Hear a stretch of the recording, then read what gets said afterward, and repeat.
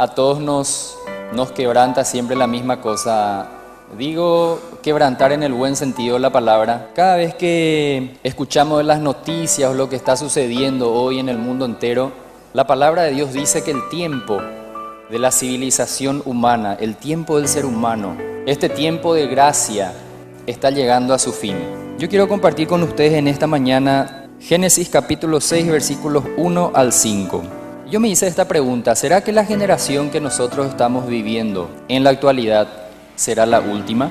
¿Y por qué cuando el Señor anunció en su palabra de nuestros tiempos, lo comparó con una generación en particular? ¿Qué dice Génesis capítulo 6, versículos 1 en adelante? Aconteció que cuando comenzaron los hombres a multiplicarse sobre la faz de la tierra y les nacieron hijas, que viendo los hijos de Dios que las hijas de los hombres eran hermosas, tomaron para sí mujeres, escogiendo entre todas. Y dijo Jehová: no contenderá mi espíritu con el hombre para siempre, porque ciertamente él es carne, mas serán sus días 120 años. Había gigantes en la tierra en aquellos días, y también después que se llegaron los hijos de Dios a las hijas de los hombres, y les engendraron hijos. Estos fueron los valientes que desde la antigüedad fueron varones de renombre. ¿Qué dice el versículo 5? Y vio Jehová que la maldad de los hombres era mucha en la tierra, y que todo designio de los pensamientos del corazón de ellos era de continuo solamente el mal. ¿Qué dice Mateo 24, 37 en adelante? Mas como en los días de Noé, así será la venida del Hijo del Hombre. Porque como en los días antes del diluvio estaban comiendo y bebiendo y dando en casamiento hasta el día en que Noé entró en el arca. ¿Y qué dice el versículo 39? Y no entendieron hasta que vino el diluvio y se los llevó a todos. Así será también la venida del Hijo del Hombre. Qué importante es entender en el contexto de Mateo por qué el Señor Jesús no lo comparó a la generación de David, no lo comparó a la generación del pueblo hebreo, un pueblo rebelde y contumaz, duro de cerviz y de corazón, dice la palabra de Dios. Lo comparó a la generación de Noé.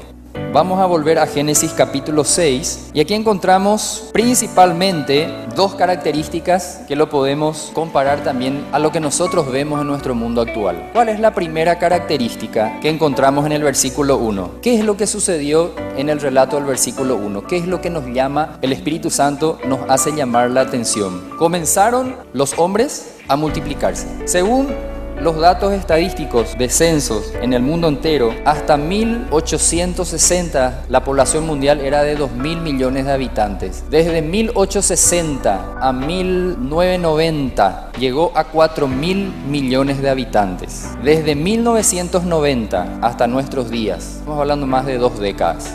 Hoy la civilización mundial supera los 7.000 millones de habitantes. ¿Qué coincidencia? Estamos hablando prácticamente 200 años, la población mundial se duplicó. Primera característica. Segunda característica, versículo 5. ¿Por qué el Espíritu Santo dejó plasmada en este libro que es la Biblia acerca de que la maldad de los hombres era mucha en la tierra en aquel tiempo? Y vamos a analizar después por qué y cómo se dio esto. ¿Cómo estamos viviendo hoy en nuestro mundo? Cuando salimos de nuestras casas a la mañana o para hacer alguna actividad, hermanos y tal vez aquellas personas nos visitan por primera vez, no tenemos la seguridad de regresar a nuestras casas con vida. Si nosotros escuchamos los datos estadísticos, y no estoy hablando de personas que superan los 30 años de edad. Estamos hoy los datos estadísticos de la maldad, de la violencia, de la inmoralidad sexual son terroríficos. Por ejemplo, en los Estados Unidos, un niño de 6 años trató de violar a una niña de 4 años.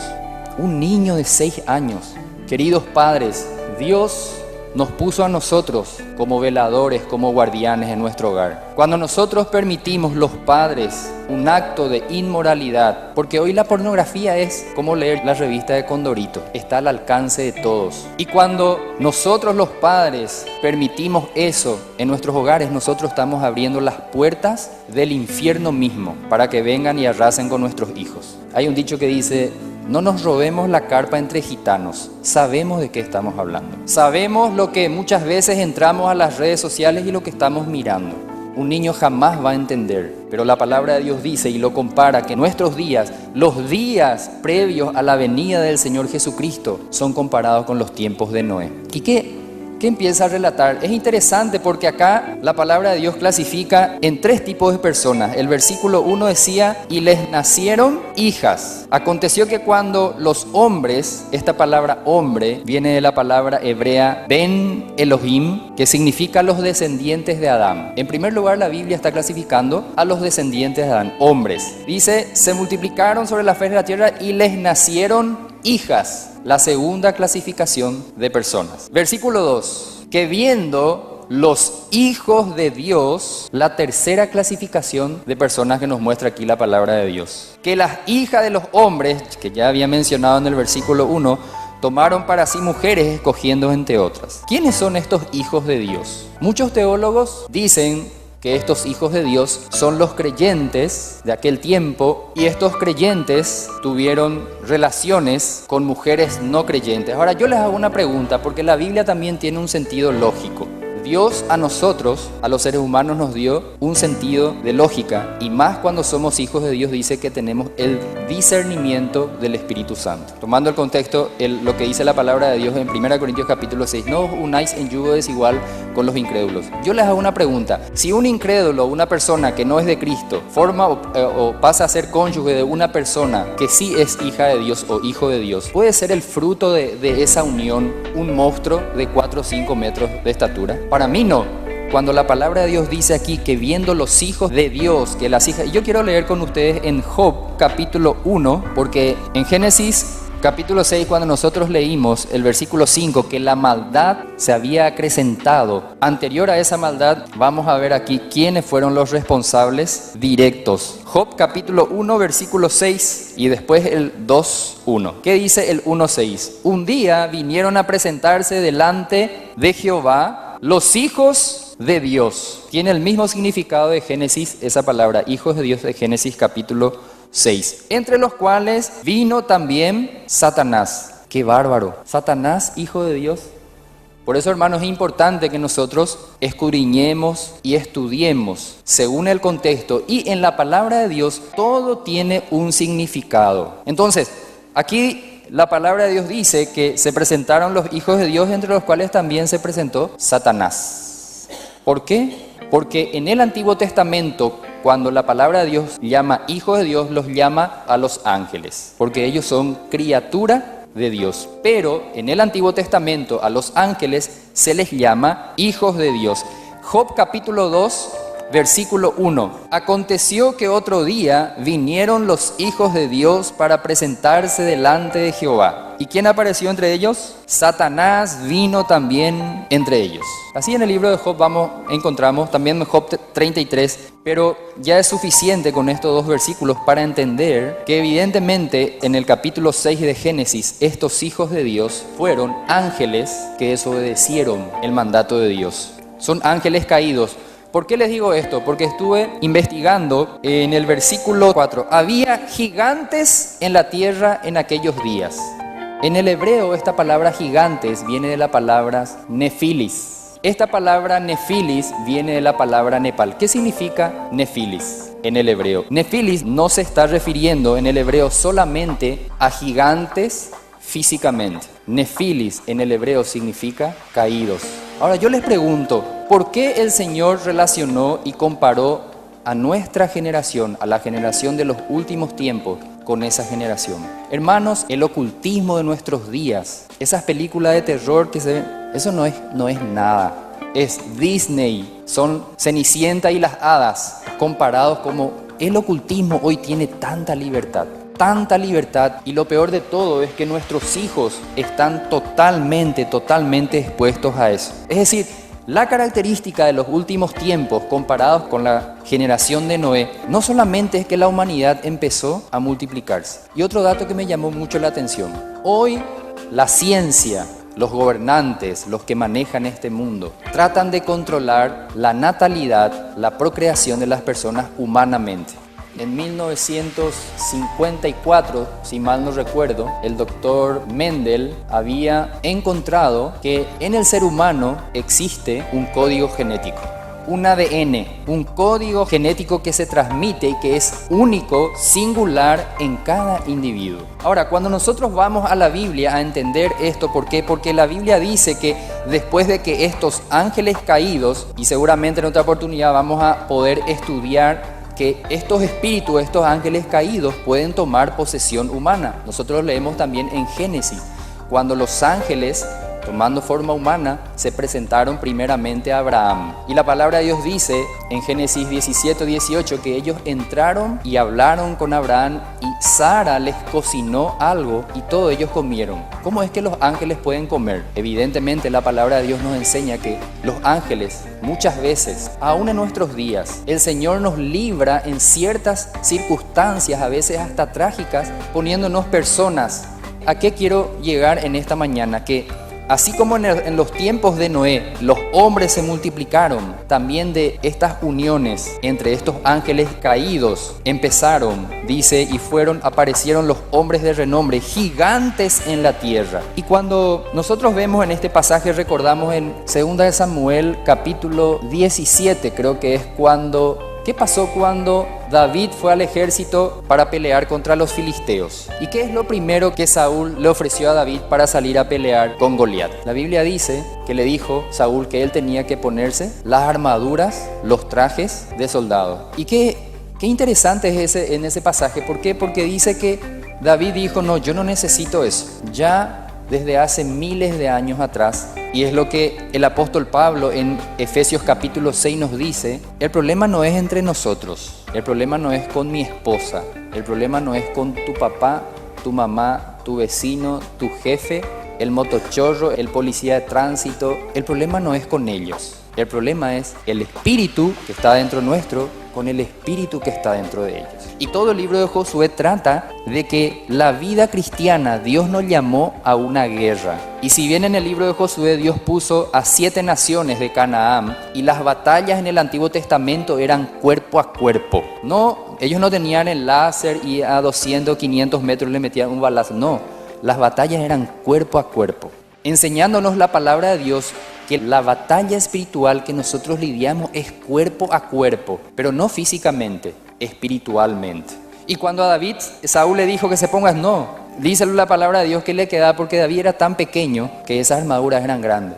Pero eso tiene una enseñanza espiritual. Para luchar en el campo espiritual, nosotros necesitamos toda la armadura de Dios, para que después de haber pasado el día malo, dice, podamos haber resistido y estar firmes. Entonces, de esta unión, en Génesis capítulo 6, la palabra de Dios dice que nacieron los gigantes. Y qué notable, una vez que aparecieron esta unión que es contra naturaleza, el versículo 5 dice que la maldad de los hombres empezó a multiplicarse y era mucha en la tierra. Continuamente el mal estaba en el corazón del hombre. Ahora, unos datos relevantes en Génesis capítulo 5, versículo 21 y versículo 22. Dice la palabra de Dios, vivió Enoc 65 años y engendró ¿a quién? A Matusalén. Y caminó Enoc con Dios después que engendró a Matusalén 300 años y engendró hijos e hijas. Versículo 23 dice, y fueron todos los días de Enoc 365 años. Caminó pues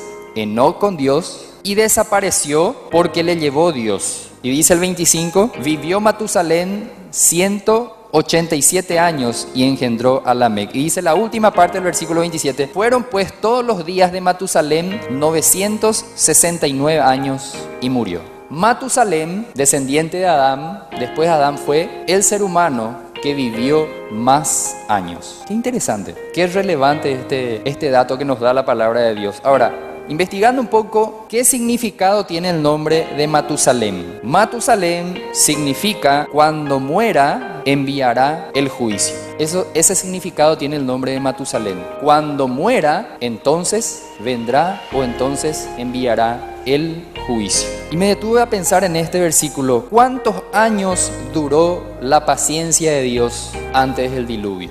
¿Cuántos años? Porque aquí dice que Matusalén vivió 960, casi 1000 años. 1000 años.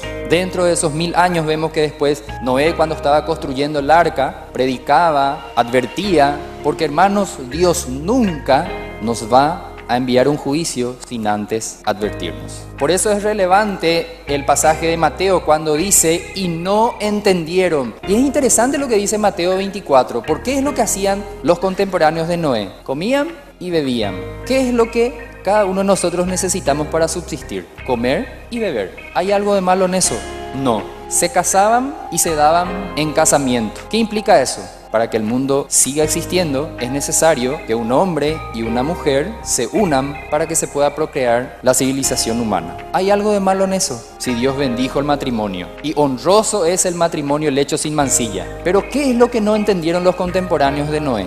¿Y qué es lo que hoy el mundo no entiende? Hoy la naturaleza misma. Porque a veces nos preguntamos, y muchos ateos y escépticos se preguntan sobre esto, ¿cómo Dios va a juzgar al mundo antiguo si Jesucristo todavía no había llegado a la cruz? Romanos capítulo 2. Los que tienen la ley serán juzgados según la ley, y los que no tienen la ley serán juzgados según sus conciencias. Dios puso, cuando creó al hombre y a la mujer, una conciencia. ¿Por qué los antiguos indígenas, la misma tradición de los egipcios, cuando ellos enterraban a sus muertos, por qué le ponían sus armas? ¿Por qué ponían alimentos? ¿Qué es lo que la conciencia en ellos les decía? Que la vida no termina aquí. La vida no termina cuando nos lleven y nos pongan en un cajón y nos entierren, o en un panteón. La vida no termina aquí. Hay vida después de esta vida. Entonces la palabra de Dios en Romanos 2 dice que Dios va a juzgar a esas naciones, y Romanos 1 dice que no tienen excusa aún por las cosas hechas. Yo les pregunto, si no estás entendiendo que el juicio de Dios está viniendo, mira solamente el comportamiento del clima, porque por eso un día vas a ser juzgado si hasta el día de hoy no te arrepentiste de tus pecados. La naturaleza está en contra del ser humano hoy día. Los polos, los glaciares se están derritiendo. Desde 1975 hasta nuestros días, grandes tormentas, los ciclones, los huracanes, se dieron con mayor cantidad de veces que desde la creación del mundo hasta 1975. Los terremotos que se están sucediendo, la contaminación, hoy no tenemos garantía de que la lechuga o la zanahoria o el locote que estamos comiendo no está infestado con algún químico o con alguna bacteria. Eso es consecuencia del pecado. Y eso es lo que no entendieron los contemporáneos de José. No hay nada de malo en comer, no hay nada de malo en trabajar, no hay nada de malo en estudiar, no hay nada de malo en comprarse una casa, no hay nada de malo en vivir cómodamente, pero no lejos de Dios. Eso es lo que no entendieron los contemporáneos de José, y eso es lo que hoy el mundo actual no está entendiendo. Un hombre no puede cohabitar con otro hombre, ni una mujer con otra mujer. Eso es lo que no están entendiendo. El Señor nos dice a nosotros en Juan 15, porque separados de mí nada podéis hacer. No fuimos creados para vivir de acuerdo a lo que a nosotros se nos antoja. Fuimos creados para tener comunión con Dios. Eso es lo que no entendieron los contemporáneos de Noé. Cuando Noé estaba construyendo el arca, ¿qué pensaron? Se burlaban de él. Cuando Noé les decía que iba a venir un juicio donde Dios iba a exterminar, y no hicieron caso. ¿Por qué? Porque creyeron la palabra del mentiroso, del padre de mentira. Todos somos dioses. Yo puedo hacer de mi vida, de mi cuerpo, puedo pensar lo que yo quiera, así como vos. Cuanto que en el Edén, cuando Dios creó al hombre y la primera mujer, les dijo, todo está disponible para ustedes, pero hay algo que no está disponible. Y el enemigo vino, así como lo hace hoy. Dios no te contó toda la verdad. Lo que pasa, y así vemos nosotros que el pecado se fue transmitiendo, así como hasta el día de hoy. Qué importante es entonces entender los tiempos conforme a la palabra de Dios. Primera de Pedro, capítulo 3, versículo 20. Los que en otro tiempo desobedecieron, cuando una vez esperaba la paciencia de Dios en los días de Noé, mientras se preparaba el arca, en la cual pocas personas, es decir, 8, fueron salvadas por agua de ese tremendo juicio. Y qué interesante es entender esto, porque cuando la palabra de Dios se refiere a la paciencia de Dios, tenemos que entender que Dios nos habla de muchas maneras. Y especialmente a los que somos más jóvenes o a los jóvenes, hay algunos jóvenes aquí en esta mañana, si nunca has tenido contacto con la Biblia, si nunca te han recitado un solo versículo, Dios siempre va a utilizarle o a tu papá o a tu mamá. Dios va a utilizar a alguien. Nunca su juicio va a caer sobre vos sin antes haberte advertido. Por eso es importante, no en balde está: honra a tu padre y a tu madre, porque es el primer mandamiento con promesa para que te vaya bien y seas de larga vida sobre la tierra. Dios siempre te va a advertir antes de disciplinarte o de derramar su juicio sobre tu vida. Y cuando hablamos de la paciencia de Dios, vemos que en esos 969 años Dios había establecido las reglas morales en este mundo. ¿Qué es lo que no entendieron los contemporáneos de José? Que cuando nosotros violamos las reglas morales de Dios, no hay otra cosa que esperar un juicio. Y cuando nosotros vemos en el Antiguo Testamento, en el Nuevo Testamento, y ni aún cuando vemos en la historia de los grandes imperios, el imperio babilonio, el imperio medo-persa, el imperio griego y el imperio romano, esos 4 imperios fueron destruidos y exterminados, no porque ellos fallaron en sus estrategias militares, no porque se quedaron con pocas armas, no porque su ejército se disminuyó en cantidad. Todos esos imperios fueron exterminados a causa de la inmoralidad sexual. Y acá hay una profecía que nosotros no tenemos que olvidar, y esa profecía la encontramos en Génesis capítulo 3 versículo 15, que dice: pondré enemistad a la simiente de la mujer con la simiente del dragón o la serpiente. Esa es una profecía. Desde ese momento Satanás trató, y yo les digo a las hermanas y a las mujeres que están hoy en día: ¿ustedes por qué creen que hay tanta violencia contra la mujer en el mundo entero? Es decir, ¿hay hombres que maltratan, golpean y aún matan más a las mujeres, o mujeres viceversa a los hombres? Son los hombres. Y si nosotros nos vamos a la antigüedad, que Satanás trató a través del faraón darle muerte a Moisés, la simiente de la mujer. Y Satanás lo sabe. Por eso Satanás hoy pone a hombres inescrupulosos, a hombres irrespetuosos, que tienen la palabra de hombres, pero son poco varones, maltratan a sus esposas. Y no solo digo físicamente, verbalmente. Eso viene desde las puertas mismas del infierno, porque hay una profecía: y pondré enemistad. Y Satanás lo va a hacer y lo va a hacer y lo va a hacer, porque Satanás no descansa. Satanás sabe que tiene poco tiempo. Su tiempo está llegando al fin. Qué importante es entender entonces los tiempos que estamos viviendo. Dice en 1 de Tesalonicenses capítulo 5, la palabra de Dios nos habla a nosotros como iglesia, como hijos suyos: pero acerca de los tiempos y de las ocasiones no tenéis necesidad, hermanos, de que yo os escriba, porque vosotros sabéis perfectamente que el día del Señor vendrá así como ladrón en la noche. Que cuando digan paz y seguridad, ¿qué es lo que busca hoy el mundo entero? ¿Qué es lo que más anhelan los gobernantes? ¿A quiénes de nosotros no nos gustaría vivir en nuestro país con paz y seguridad? ¿Qué es lo que los políticos siempre prometen? Voy a terminar con el EPP, vamos a terminar con la delincuencia. Eso es lo que más anhela el ser humano. Sin embargo, la palabra de Dios dice que cuando digan paz y seguridad, porque va a venir un tiempo de paz y seguridad. Ahora, ¿quién va a ofrecer esa paz y esa seguridad momentánea? Porque la palabra de Dios, cuando dice que en este mundo solamente va a haber paz cuando el Señor Jesucristo venga y reine en el mundo por 1000 años. Es el único tiempo donde el león dice que comerá pastos con el cordero, que el niño va a jugar con los alacranes, con las víboras, con las tarántulas. Es el único tiempo. Fuera de ese tiempo no puede haber paz en este mundo. Fuera de ese tiempo, el único que va a proveer paz, ¿por qué? Porque también dice 2 de Tesalonicenses que Dios mismo va a enviar un poder engañoso. El anticristo tendrá un periodo donde para engañar tendrá que satisfacer las necesidades que hoy tienen los seres humanos. Pero ese poder será engañoso, ¿para qué? Para que caiga juicio sobre todos aquellos que hasta el día de hoy, escuchando la palabra de Dios, arrepentirse genuinamente, escuchando las advertencias de Dios, hoy lo rechazan.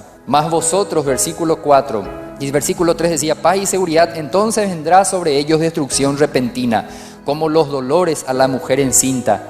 ¿Y qué dice la palabra de Dios? No escaparán.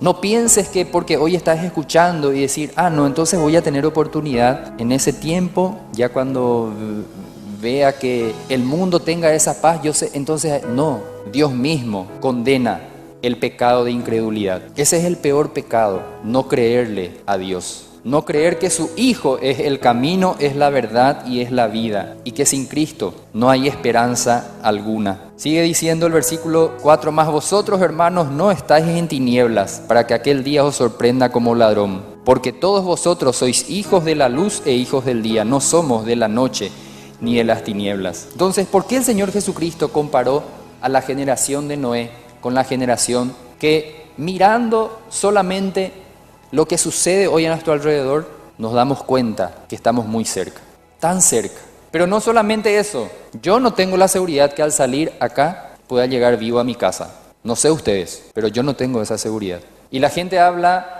del fin del mundo, de los acontecimientos sísmicos, de los astros que serán. No, el fin del mundo es el día que es el último suspiro en que tu alma se despegue de tu cuerpo. Y así como dice Lucas 16, si no te has arrepentido de tus pecados, vas a despertarte en el infierno, donde ya no hay vuelta atrás. Dice el pastor Humberto, ese es un camino sin retorno. Por eso es importante meditar en esto. Algunos datos estadísticos. Se calcula que en España el 80% de la población consume pastillas antidepresivas. El 80% viven con medicamentos ansiolíticos. ¿Por qué eso? Porque ellos no entendieron que no pueden vivir separados de Dios. No entendieron que Dios estableció leyes morales. No entendieron que un buen trabajo, mucho dinero, eso no es garantía para satisfacer las necesidades del ser humano. Todas esas cosas que probamos nos van a volver a dar hambre y nos van a volver a dar sed. Solamente Jesucristo es el que puede llenar nuestras vidas. Se calcula que el 55% de los latinoamericanos viven en una continua depresión. El aumento de suicidios, el consumo de alcohol, de drogas. Y el Señor nos dice en esta mañana a su iglesia, ¿cómo estamos brillando nosotros? Porque Dios nos puso a nosotros como luz en medio de un mundo de tinieblas. ¿Cómo estás brillando? Porque sobre eso un día vamos a rendir cuentas delante de Dios. Para culminar, quiero compartir con ustedes Isaías, capítulo 24, que todo el capítulo nos habla del cataclismo que sucederá con el mundo entero en los días antes del fin. Solamente desde el versículo 4 al versículo 6 dice así: se destruyó, cayó la tierra, enfermó, cayó el mundo, enfermaron los altos pueblos de la tierra y la tierra se contaminó bajo sus moradores. ¿Por qué la tierra se contaminó? Primero, porque traspasaron las leyes. Dios puso reglas, puso leyes y los hombres pasaron la línea establecida por Dios. En segundo lugar, falsearon el derecho. Los que están en la profesión de la abogacía o del derecho, ¿cuántas personas hoy en el mundo entero están clamando por justicia? ¿Y a cuántas de ellas, por sobornos, por dinero, algunos son juzgados injustamente? Falsearon el derecho. Y en tercer lugar dice, quebrantaron el pacto sempiterno. Pueden leer en sus casas Génesis capítulo 9. Después del diluvio, Dios le da la prerrogativa al primer gobierno civil con Noé y sus descendientes, para que aquel que matase a una persona, esa persona que cometía homicidio, tenía que pagar con su propia vida. Hermanos, hoy en el mundo existen personas que según la perspectiva de Dios, aunque nos duela, aunque digas, pero hermanos, sos muy cruel, hay personas que no tienen derecho ya a vivir desde la óptica y la perspectiva de Dios. Romanos capítulo 13 dice que la autoridad fue impuesta por Dios y aquel que no respeta las leyes tiene que pagar, porque ese es el pensamiento, ese es el carácter de Dios. Dios es santo, Dios es santo, Dios nos ama, pero Dios es justo y su justicia tiene que castigar la injusticia. Buen inicio de semana y bendiciones, hermanos.